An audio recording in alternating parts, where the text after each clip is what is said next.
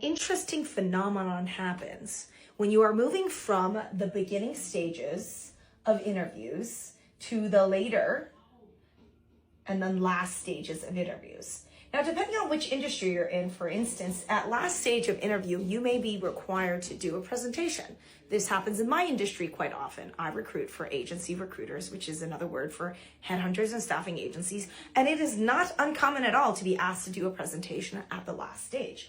And at one of these junctures, I actually recommend people to make their first page mainly personal, right? People want to know who you are. People want to get to know you. They want to get some hobbies and all of that. However, at the beginning stages of the interview process, do not make the mistake of basing your whole entire thing around your personality. I've seen people do this to terrible effect. So for instance, someone in there, tell me about yourself. They go, oh, hey, I like to play pickleball. I'm also somebody who loves to travel the world. I am somebody who loves dogs. And they focus all of their energy on talking about their personal stuff.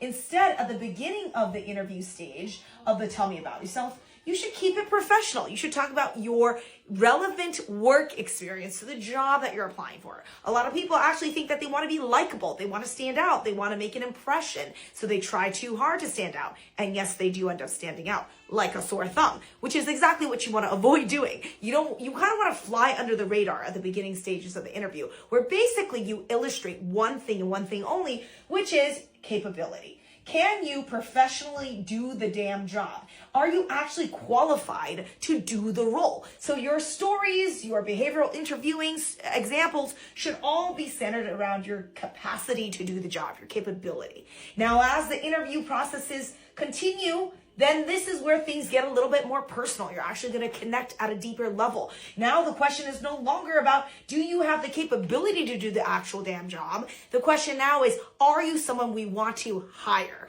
Are you someone that we would like to work with? So if you understand kind of how this kind of the game changes, right? The game changes. If you can understand how the game changes, then you can sort of manipulate the process a little bit better. I hope that helps you in your job search journey.